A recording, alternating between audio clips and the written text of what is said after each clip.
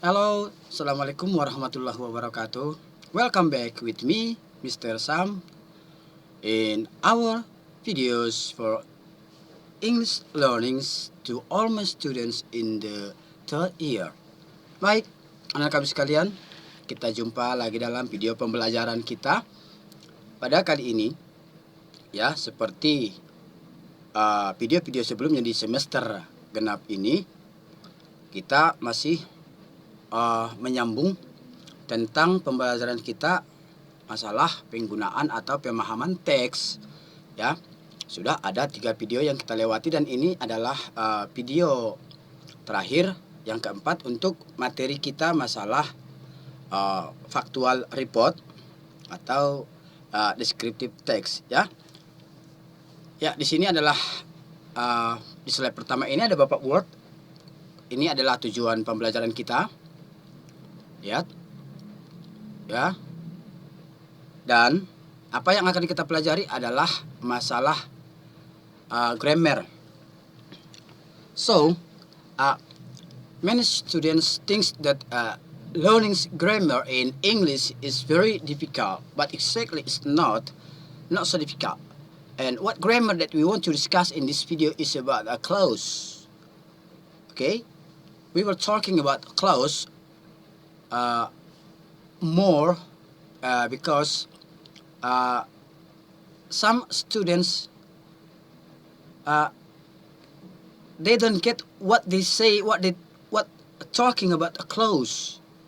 So in this video I will try to explain to you that about clause grammar, talking about clause. Then what are we want to talk about is about noun clause, adjective clause, and adverb clause. In Bahasa Indonesia, to all my students, clause is we call in Bahasa anak kalimat. So it's talking about induk kalimat, anak kalimat in Bahasa Indonesia. This is what we want to learn about. Okay? Now, look. First, we will talking about noun clause. Okay? My students, noun clause is a clause that functions as noun. Jadi noun clause itu adalah sebuah klausa, sebuah anak kalimat yang berfungsi sebagai kata benda. Okay? So, noun clause ini can replace a subject and as object. Jadi noun clause ini bisa kita posisikan sebagai subjek atau sebagai objek. Terserah kita mau letakkan posisinya di mana. Ya. Jadi ingat, fungsi utamanya di dalam sebuah kalimat pada teks bahwa noun clause itu adalah sebagai tetap kata benda. Cuma dia juga bisa dibedakan atau ditempatkan di awal ataupun di akhir daripada sebuah kalimat. Ya. Ingat tadi kita mempelajari tentang kalimat induk dan anak kalimat yang bisa kita temukan pada teks-teks tertentu.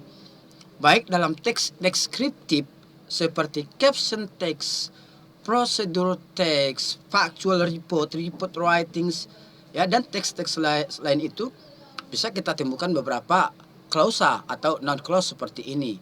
Jadi video ini Bapak buat supaya anak-anak kami supaya lebih mudah untuk memahami sebuah wacana, baik dia dengan menganalisisnya secara kebahasaan. Ya, kita lanjut next.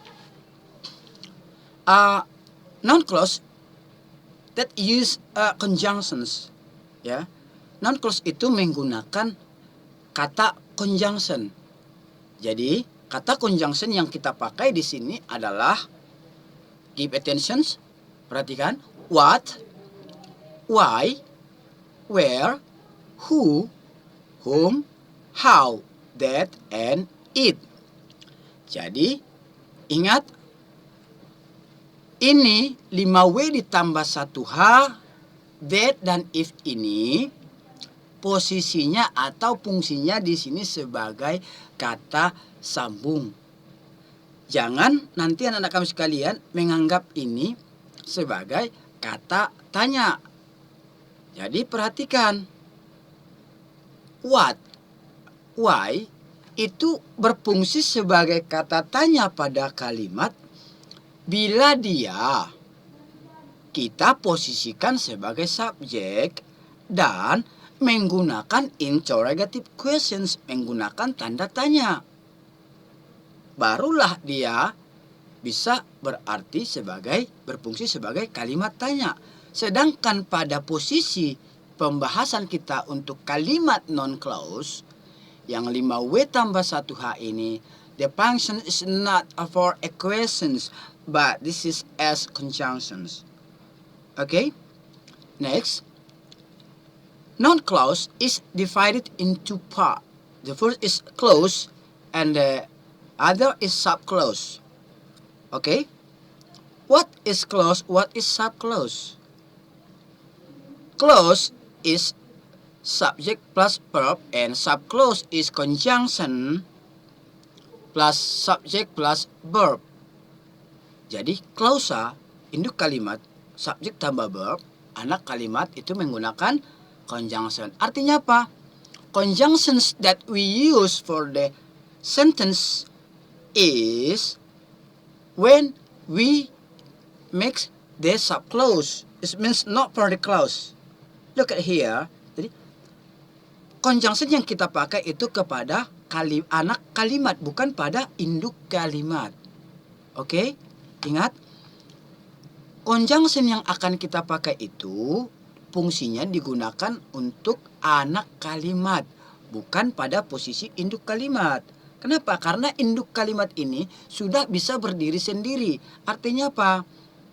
Tanpa ada pun anak kalimat ini, kalimat induk ini sudah bisa kita artikan sendiri sebagai suatu kalimat yang sempurna.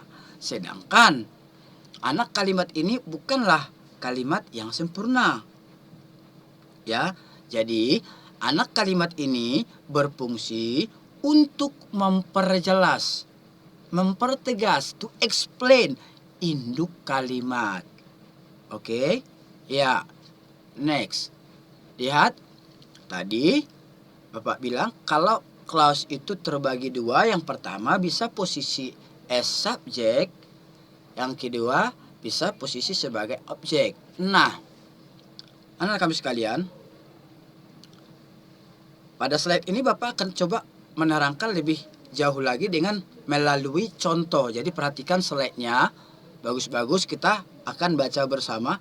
Dan perhatikan Bapak melakukan penandaan atau pengkodean kepada kata per kata pada kalimat. Lihat, non-clause sebagai subjek. The drama is perfect. The drama is perfect. This is functions, posisinya sebagai subjek, dan ini sebagai noun. Oke? What they say is perfect. Apa yang mereka katakan adalah sempurna. Nah, what inilah yang berposisi sebagai conjunction. Di sini bukan sebagai awal kata tanya. Kenapa? Karena di sini tidak ada tanda tanya. Jadi, walaupun di sini di awal kalimat tapi tidak ada simbol tanda tanya, maka ini jangan diartikan sebagai kalimat tanya. Oke? What they say is perfect. Apa yang mereka sampaikan, yang mereka katakan adalah sempurna. Nah, kata say di sini, ya, what they say. Lihat, inilah yang menjadi anak kalimat. Oke? What they say. Ini adalah anak kalimat. Is perfect. Adalah sempurna dan menjadi their drama is perfect. Inilah induk kalimatnya. Oke? Inilah menjadi induk kalimat. Ya, kita coba bahas contoh kedua supaya lebih jelas. Lihat. That Sally came overdue made the teacher angry. Perhatikan. That. Tadi di awal slide kita mengatakan, Bapak mengatakan bahwa yang menggunakan conjunction itu adalah anak kalimat, subclause-nya. Oke, jadi di sini that dimuawali dengan kata that, berarti inilah yang menyatakan sebagai anak kalimat. Lihat, conjunction ditambah subjek ditambah verb. That Sally come over to make the teacher angry.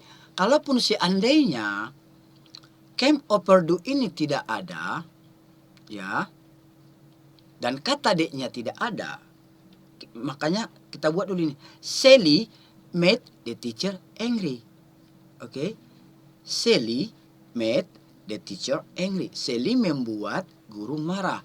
Ini sebagai subjeknya dan ini verbnya. Ingat tadi rumus yang pertama, kalau clause itu subjek ditambah verb. Sedangkan anak kalimat itu conjunction ditambah subjek ditambah verb. Dan inilah yang menjadi non clause-nya dan posisinya sebagai subjek. Perhatikan, Bapak ulangi lagi. Andaikan kita buang kata that, oke, dan kata came over do, ya, kita buang conjunction dan kita buang verb yang pertama ini, kita gabung kalimat subjek ini dengan verb kedua. Sally made the teacher angry. Sally membuat guru marah. Kenapa Sally membuat guru marah? Karena Sally datang terlambat. Jadi artinya apa? Artinya conjunction dan verb yang ini yang berfungsi sebagai anak kalimat ini hanya untuk lebih mempertegas kalimat setelahnya. Ya. Dia memperjelas kalimat setelahnya. Apa yang diperjelas di sini? Ya. Bahwa dari contoh guru marah karena si Sally. Kenapa si Sally datang terlambat? Jadi cara penulisannya dan penulisannya secara grammar supaya anak kamu tidak salah-salah nanti. Ingat, kalau subclause itu menggunakan conjunction. Ingat, sekali lagi Bapak bilang, subclause atau anak kalimat itu menggunakan conjunction. Baru kita tambahkan dengan subjek. Baru tambah dengan verb. Jadi nanti harus sesuai dengan rumus. Caranya mudah aja. Kalau bagaimana sih Pak penulisan non clause itu anak kalimat itu? Ikuti saja penggunakan rumus ini. Ya. Nah, kalau dia memang tensisnya sudah past tense, maka kamu past tense-kan saja. Tidak ada masalah. Kalau memang dia present, ya kamu presentkan saja. Jadi nanti ketika menganalisis sebuah teks berbentuk factual report sesuai yang ada di materi pembelajaran kita, anak-anak kami tidak merasa kesulitan lagi di dalam melakukan analisis, memahami teks, dan mengambil makna yang tersurat dan tersirat pada teks. Apalagi nanti untuk menentukan main idea-nya, topik utamanya. Oke? Nah, ini dia rumus untuk penyusunan anak kalimat. Jadi Bapak ulangi, tanpa anak kalimat pun kalimat ini, induk kalimatnya sudah sempurna. Dia sudah merupakan sebuah kalimat yang pas, yang sempurna, tidak ada kurangnya. Sedangkan anak kalimat tidak bisa berdiri sendiri. Anak kalimat ini tidak sempurna. Jadi bagaimana dia supaya sempurna? Dia harus digabungkan dengan sebuah kalimat sempurna. Jadi dia berfungsi hanya untuk lebih memperjelas atau lebih membuat detail sebuah kalimat induk. Oke? Iya, bagus. Lihat, lanjut. Kita kasih contoh lain. That girl is pretty. Gadis itu cantik. Is right. Ya, benar. Nah, lihat, ada kata that. That ini juga digunakan sebagai conjunction. Terus girl sebagai posisi subjeknya. Is kita gunakan untuk verbnya. That girl is pretty. Is right. Oke. Girl is right. Jadi tanpa kata that dan is pretty pun kita buat girl is right itu sudah merupakan suatu kalimat sempurna. Tapi kalau dengan kalimat ini saja itu tidak akan lengkap. Kenapa? Karena dia tadi kembali ke apa yang mau bilang tadi. Dia hanya posisi sebagai anak kalimat. Ya, lagi-lagi Bapak ucapkan. Anak kalimat itu berfungsi hanya untuk memperjelas sebuah kalimat induk. Jadi, tanpa anak kalimat pun kalimat induk bisa berdiri sendiri sudah sempurna. Sedangkan anak kalimat tidak bisa. Tapi apabila kalimat induk itu diperjelas oleh anak kalimat, maka dia menjadi kalimat yang jauh lebih baik dan sempurna. Begitu. Ya, itu penggunaannya sebagai posisi subjek. Dan sekarang kita akan coba beralih posisinya di objek. Lihat. Kita jelaskan lagi melalui contoh karena akan lebih mudah anak kami memahaminya jika Bapak menjelaskannya melalui contoh kalimatnya. Dan perhatikan kursor yang Bapak geser di video ini supaya kamu lebih bisa mengikutinya. Lihat, kita masuk ke contoh pertama. He could hear their song. Okay, he could hear their song. Subject plus verb and plus object. Okay, subject plus verb plus object. He could hear their song. Okay, inilah yang menjadi posisi sebagai anak kalimat. Kenapa? Karena tadi dia posisinya di objek. Sedangkan di slide yang pertama, dia di posisinya sebagai subjek. Oke, bedakan ini. Lihat, Bapak putar video slide-nya.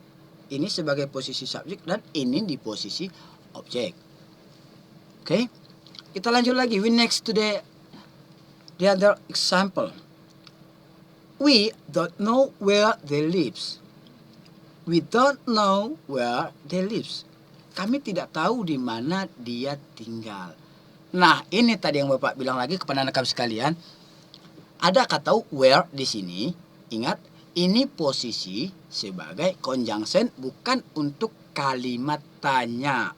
Oke? Jadi tolong dipahami. Kami tidak tahu di mana dia tinggal. Iya. Ada subjeknya, kita gunakan di sini verbnya, dan ini posisi sebagai conjunction, dan ini adalah objeknya. Jadi yang mana yang menjadi induk kalimatnya pada kalimat ini? Where they lives. Oke? Where they lives. Oke. Iya.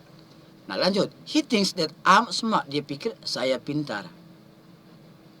Subject, verb, as objek. Jadi yang menjadi posisi objek ini, disinilah ya, di posisi objek inilah yang menjadi noun clause sebagai objek. Jadi mudah saja untuk anak kami ingatnya tadi, di mana posisi yang sudah dimulai dengan kata conjunction, maka dari situlah kita tentukan bahwa itu adalah subclause-nya atau anak kalimat. Oke? Sedangkan di contoh ini dia dimulai dengan kata that. Di sini kalimat ini dia menggunakan kata where. Berarti mulai dari kata where ini kemari dan yang ini dimulai dari kata that sampai kemari, ini merupakan subclause-nya atau anak kalimat. Dan disinilah clause-nya atau induk kalimat. Oke. Next. Sekarang kita coba masuk ke adjective clause. Tadi kita sudah belajar tentang noun, kata benda, ya. Sekarang kita berbicara tentang adjective clause. Bagaimana sih penyusunan tentang adjective clause itu dan apa sih adjective clause? Adjective clause is an adjective. Oke, adjective itu adalah sebuah adjective. Jadi bagaimana penggunaan induk kalimat dan anak kalimat yang ada di kalimat adjective. Di sini ada rumus. There's a form that I use for these sentences. Jadi sini ada Bapak buatkan rumusnya untuk setiap kalimat induk kalimat supaya anak-anak kami lebih jelas.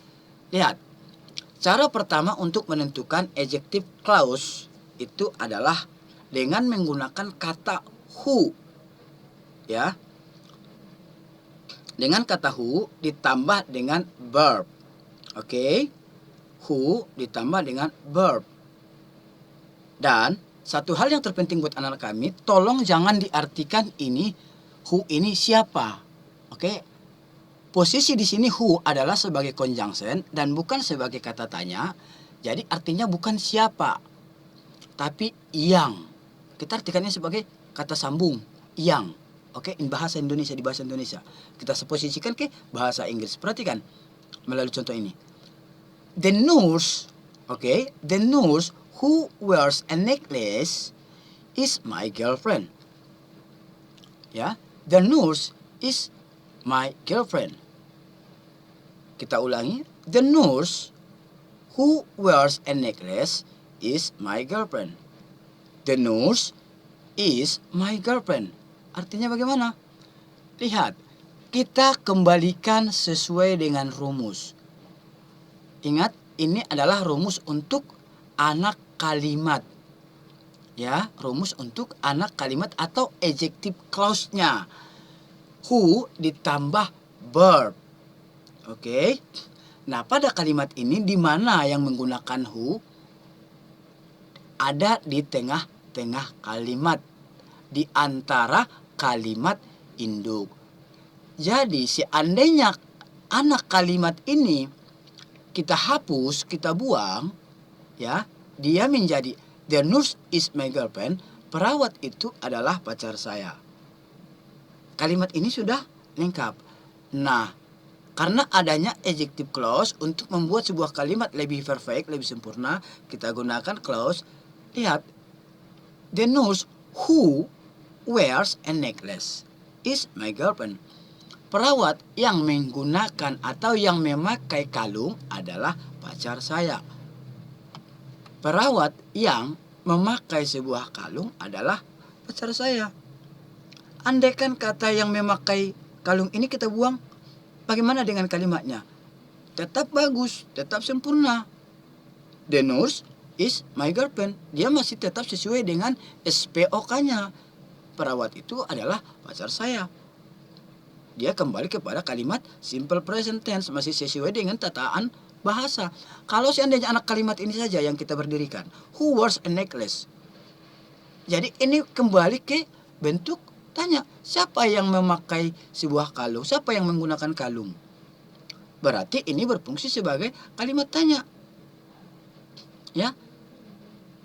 Dia sementara ini tidak ada tanda interrogatifnya, tidak ada tanda tanya. Jadi ini tidak ada fungsinya. Oke?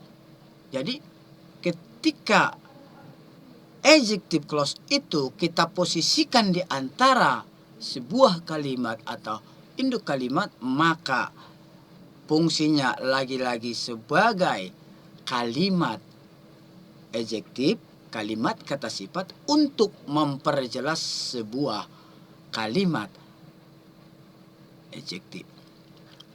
Lanjut, rumus kedua untuk adjective clause. Kita menggunakan kata whom ditambah SNV. Apa SNV ini? Ini adalah subject dan verb. Lihat rumus pertama tadi, who ditambah verb saja. Sedangkan untuk whom, ya, apabila kita menggunakan kata whom sebagai conjunction untuk anak kalimatnya, dia harus ditambah dengan subject dan verb. Ingat, subject dan verb.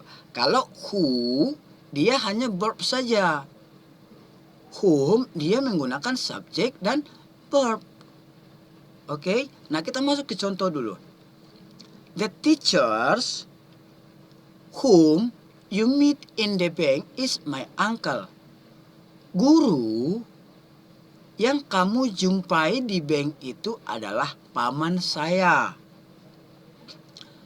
Lihat adjective clause yang ada di tengah-tengah kalimat ini. Whom, inilah conjunction-nya. Mana subjeknya? You. Sesuai dengan rumus, perhatikan ini. Setelah whom ada subjek, inilah subjeknya. Meet, inilah verb-nya. Oke, verb. subject, verb. Whom you meet in the bank is my uncle. Andaikan anak kalimat ini kita buang, tinggal induk kalimat, maka kalimat induk itu tetap bisa berdiri sendiri. The teachers is my uncle. Guru itu adalah paman saya. Guru yang mana? Yang kamu jumpai di bank. So, kalimatnya, the teachers whom you meet in the bank is my uncle. Oke, jadi nampak jelas tadi di mana tadi yang menjadi adjective clause-nya? Oke, jadi kita patokkan kepada rumus saja. Nah, selanjutnya, which. Nah, sekarang which, kita pakai kata which.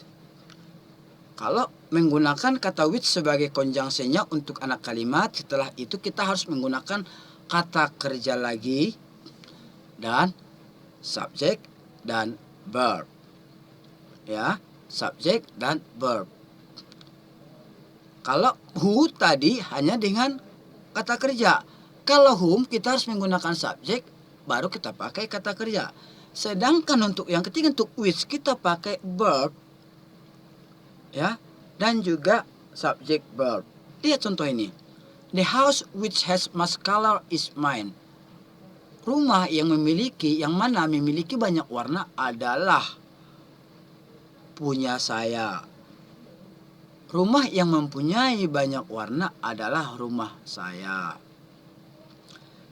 Bisa kita buang kata which-nya? Bisa. The house is mine. Rumah itu adalah rumah saya. Rumah yang mana? Yang mempunyai banyak warna. Oke? Jadi mudah saja tadi kita. Apa yang mudahnya? Kalau di adjective clause, anak-anak kami sekalian perhatikan, kalau posisinya sebagai adjective clause, kamu hanya memerlukan penggunaan rumus untuk kalimat atau anak kalimat. Jadi kalau kamu menggunakan conjunction who, berarti setelah who kamu harus memakai verb. Jangan pakai noun. Jangan pakai adjective lagi. Ya. Harus sesuai dengan rumus who, verb. Kalau kamu pakai whom, maka setelah whom kamu harus memposisikan memakai subject dulu, baru ke verb. Dan which, kamu harus ke verb dulu, subject, baru verb. Berarti kalau menggunakan kata which sebagai conjunction, kamu harus menggunakan dua verb di antara satu subjek. Begitu, sebagai posisi anak kalimat. Ya, sebagai posisi anak kalimat. Oke, jadi buat anak kami, untuk tugasnya, apakah memang anak kami sudah paham dari pelajaran kita ini? Silahkan anak kami buat contoh kalimat menggunakan noun clause sebagai subjek. Ya, silahkan tuliskan kalimat noun clause sebagai subjek dan noun clause sebagai objek dan juga adjective clause sebagai bahan latihan kita. Dan nanti Bapak akan periksa satu persatu. Nah, anak kami sekalian, ini tadi kita belajar tentang clause. Kita sudah membahas tentang noun clause dan adjective clause. Padahal tadi ada 3. Apa yang terakhir? Adverb clause. Oke, jadi jangan lupa anak kami sekalian, tetap tonton terus video pembelajaran kita, ikuti terus. Karena untuk materi ketiga, adverb clause akan kita bahas di video berikutnya. Karena ini akan lebih panjang lagi penjabarannya ketimbang yang 2 ini. Ketimbang noun clause dengan adjective clause. Jadi kita akan memaparkan lagi adverb clause. Jadi sempurna ketiga-tiganya kita selesaikan. Oke, thank you. Terima kasih untuk perhatiannya. Sampai jumpa. Assalamualaikum warahmatullahi wabarakatuh.